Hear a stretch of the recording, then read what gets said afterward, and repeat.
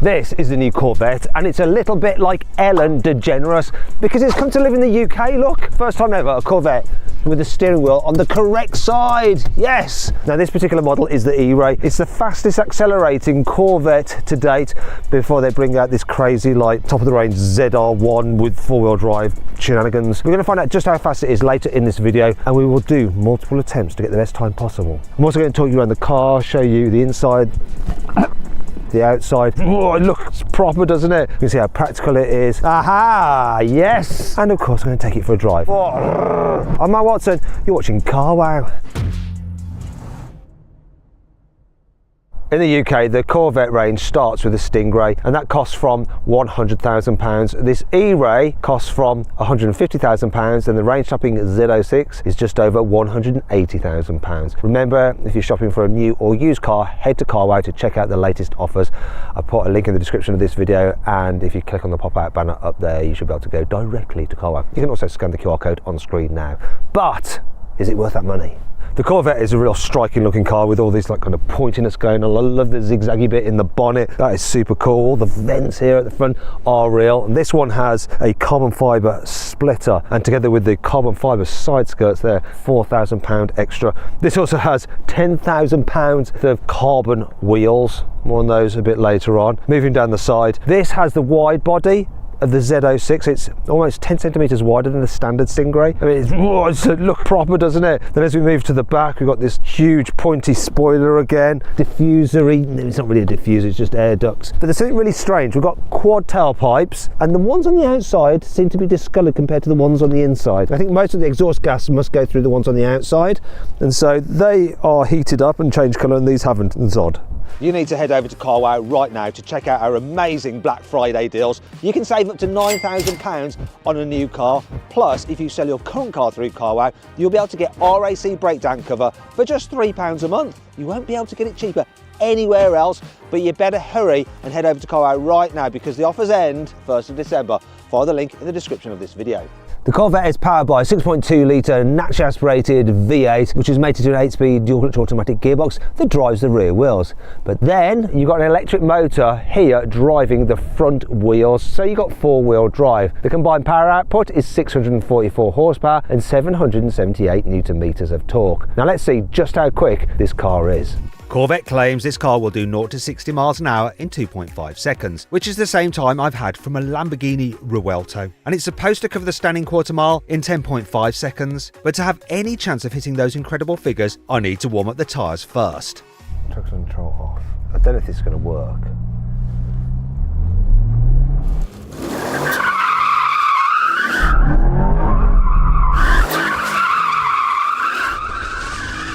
I seem to just be understeering at the moment. Let's try the other way.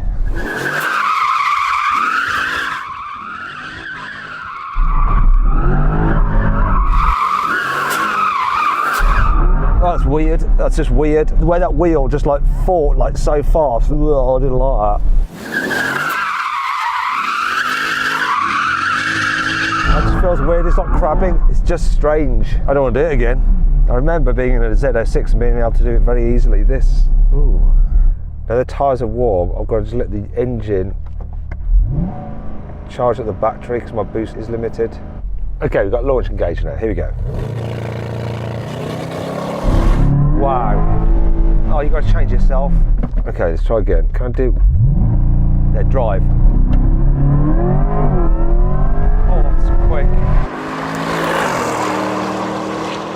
And noisy.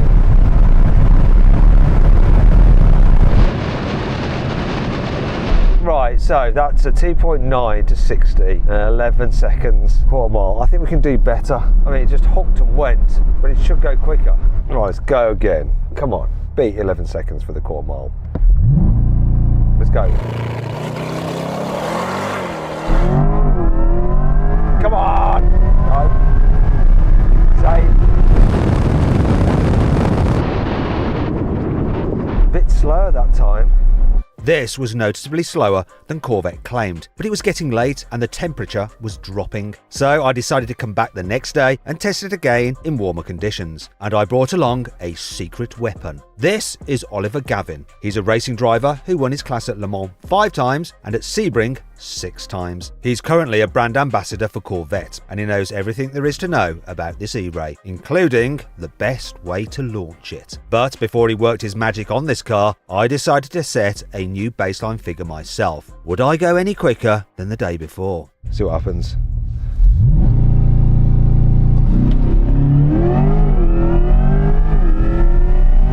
Same.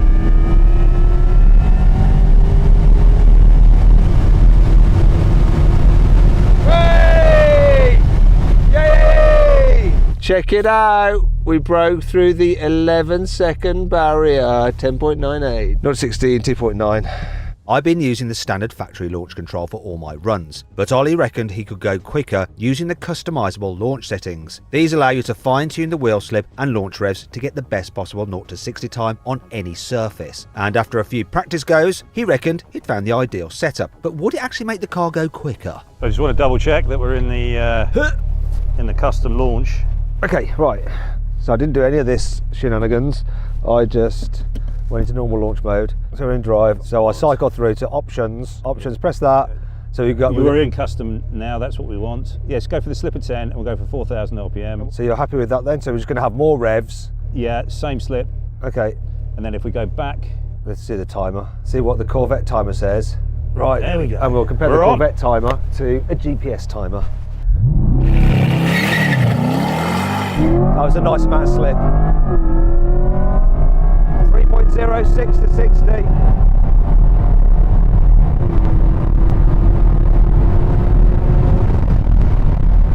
And 11.08 quarter mile. So no, that wasn't quicker. Interestingly, this is saying 2.2 to 60. That says 3. That's a lie. Lie. Well, we've had a 5-time Le Mans winner and 6-time Sebring winner. Show me what to do, and it didn't get any better. For once, I've not been humiliated.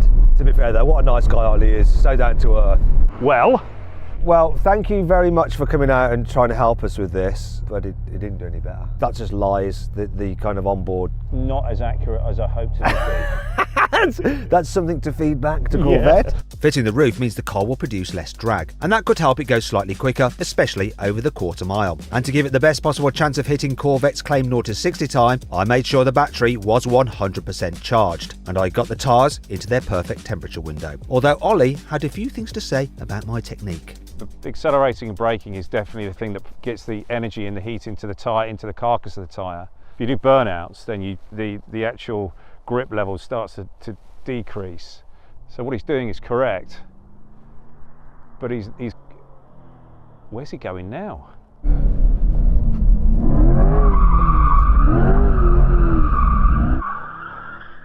Well, he's doing all the things I said he shouldn't do now. Mass drifting, I'll give it like a 4 out of 10. I will not be deterred. Let's see if we can do it. Actually, that.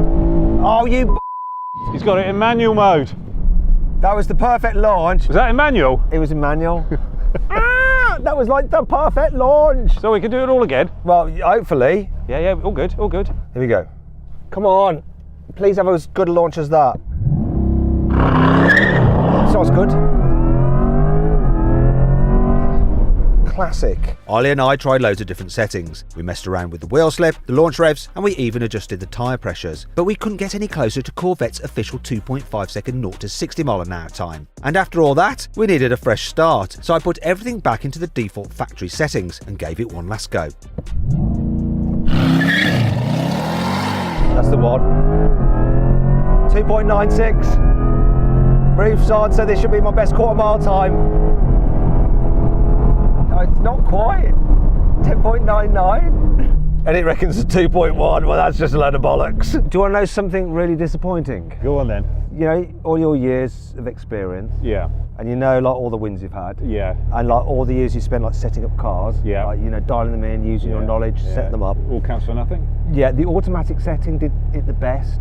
You should. You'd have won even more races if you'd have had. I know we just said that. Yeah. Oh God! I didn't want it to happen, but it's true. It is. Automatic setting. Okay. 0 to 60 was a 2.96. Wow. But then the quarter mile was 10.99, so not quite as quick as when I had the roof off. Well, have you had a big breakfast this morning or something? Are you sure? I've no idea. There is no rhyme nor reason, and we've got less fuel in it. Wind direction? Could be wind. There was a lot of wind, I hear, the other day. There was, but I think it was blowing the other way. It was blowing.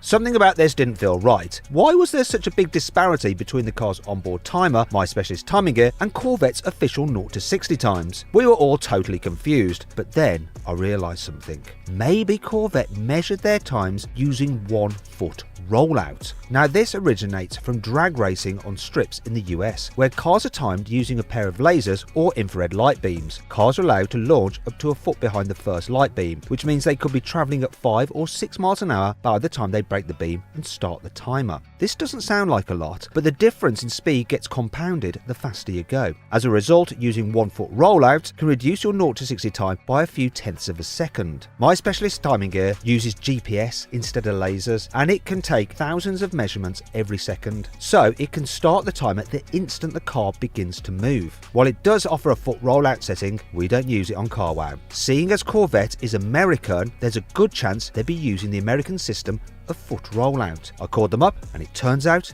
they were. And so when I asked them what the E-Ray's 0 to 60 mile an hour time would be without foot rollout, they predicted it would be about 2.9 seconds. And that's basically the same as my quickest time of 2.94 seconds, which, by the way, I managed on my very first attempt. What a waste of time. If only I'd have thought about 1 foot rollout sooner. But let's move on, because raw performance isn't the only thing to like about this car.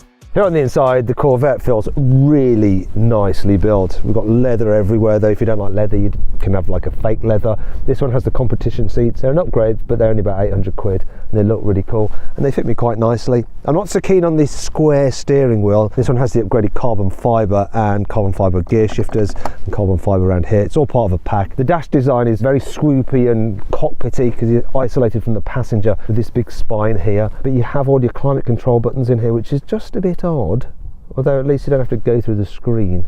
The screen itself, I haven't really played around with it too much, but you have Apple CarPlay and Android Auto, and they're wireless, so you're just going to use those. And then you've got a digital driver's display which has enough views and it's easy enough to navigate what's going on, so I quite like that. There's quite a few beeps and bongs if you're not got your seatbelt on and all that kind of stuff. Let me just start the engine so you can get the main displays up. There we go. And there's different views depending on which mode you're in, and you can cycle through different modes by pressing this button on the steering wheel, and it changes the view that you have there. Let's give it some.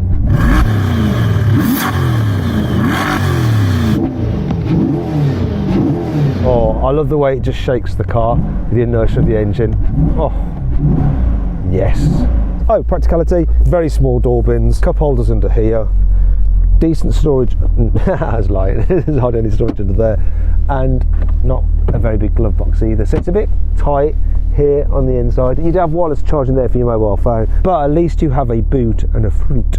In total, at the back and the front, you got 355 litres, but they don't specify how much you have where, so this is the space in the rear. Let's see how many of these, if any, I can fit in. One, no.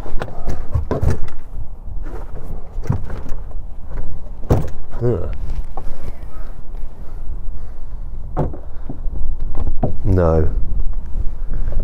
No. That's okay. You're gonna have to use some soft bags to get stuff in there. So let's go to the fruit. Aha! Yes! Will it shut? Will it shut? Will it shut? Yes, it does, which is good. However, the actual capacity here in the fruit is almost 30 litres less than in the standard car because of the electric power system. And that brings me on to 5 annoying things about the Corvette. When it's been raining and the rear deck is just like covered in water from all the rain, then you think, oh no, I need to go into my boot to put something in there. And you go and do this, watch this, you lift up the boat and it just pours all the water in like that to the engine bay. Well, it's not ideal. These carbon fibre wheels may look cool, but when you look a bit closer, they are less cool because actually this part, that's metal. They're not completely carbon fibre. Because the Corvette's body is over 2 metres wide, it can be a bit tricky in a normal parking bay look. So this is a normal kind of size of a bay, the distance between the cars. I'm just going to show you something, right? So getting into the Audi, without touching that, it's not terrible. It's not terrible. Look, I can get in. It's not terrible. See? Right. The problem with the Corvette is here. You see the door extending all the way here? So now, like,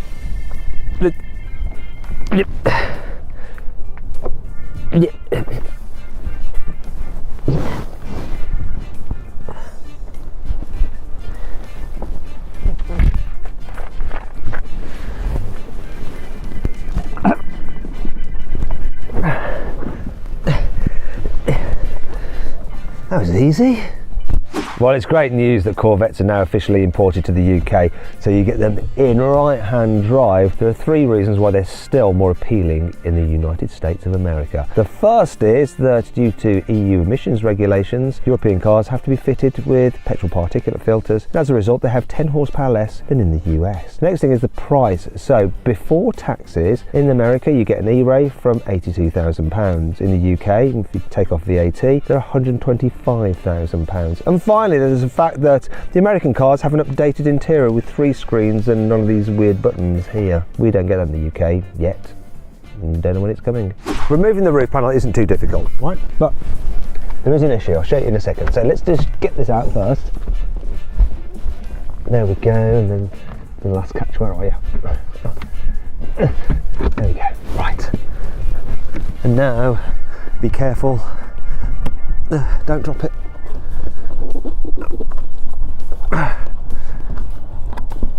Thankfully it's quite light, just a bit sketchy when it's windy like today.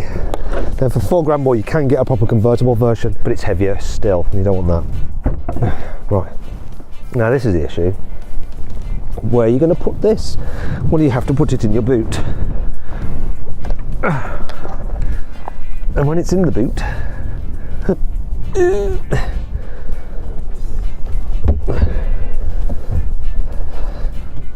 like so, get it lined up.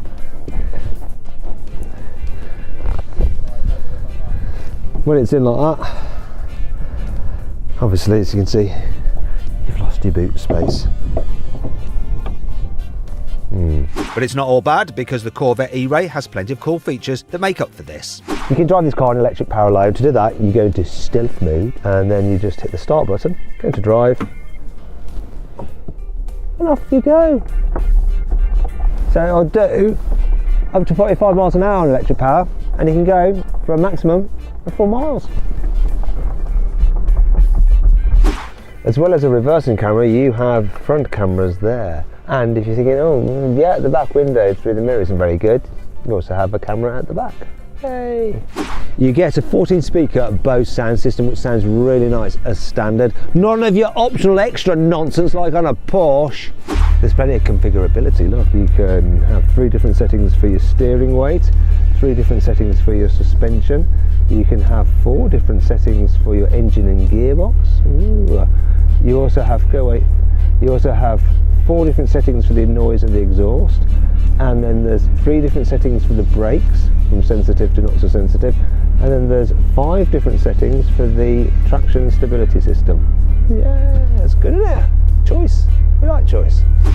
The E-Ray comes with Brembo carbon ceramic disc brakes as standard. On the front you've got 400mm discs, at the rear you've got 390, both are gripped by 4 piston calipers. Now let's check out the braking performance of this car from 100 miles an hour.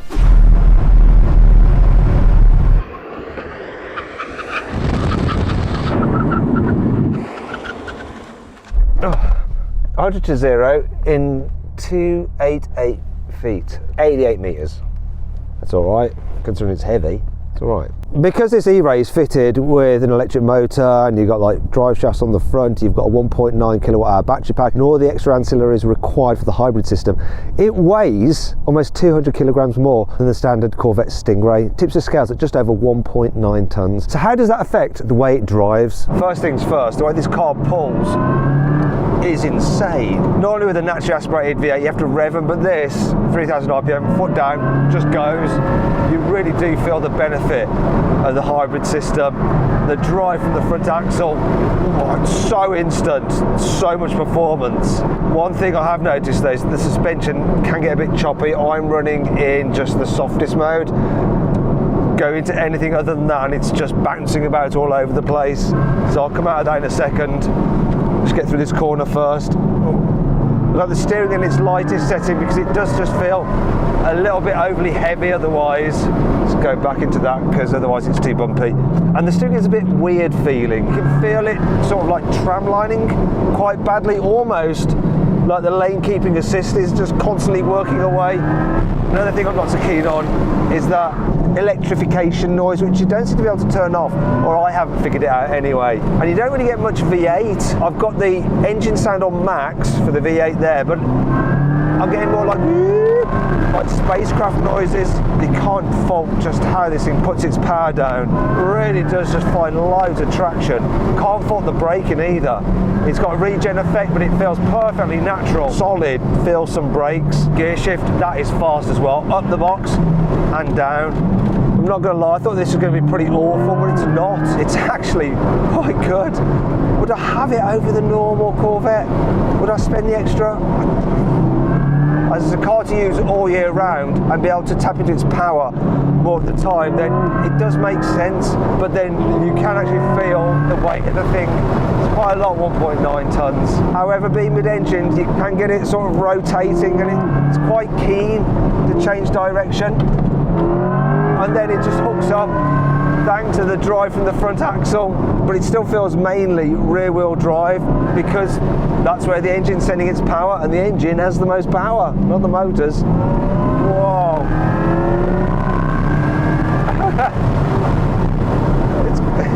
It's quite impressive what they've achieved, can't lie. Whoa. It's mad, utterly mad. It really is easy to drive quick. I don't think I could drive a Z06 this quick. I think I would on track, but on an unfamiliar road, just the way this thing hooks up. Wow, I think they've done a good job actually. Do I want it? Not especially, but I do admire what it's capable of.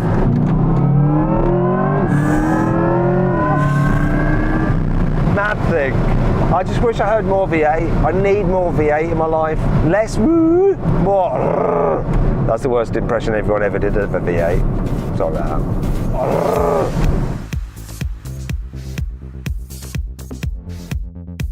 So then, what's my final verdict on the Corvette? Should you avoid it, consider it, shortlist it, or just go right ahead and buy it? Well, in the case of this E-Ray, I would avoid it. I think it's a little bit too heavy, quite expensive, and instead I would shortlist the normal Stingray because it's way better value for money. Anyway, I hope you'll enjoyed the video. If you did, give it a like. If you want to watch some other videos, click on the windows.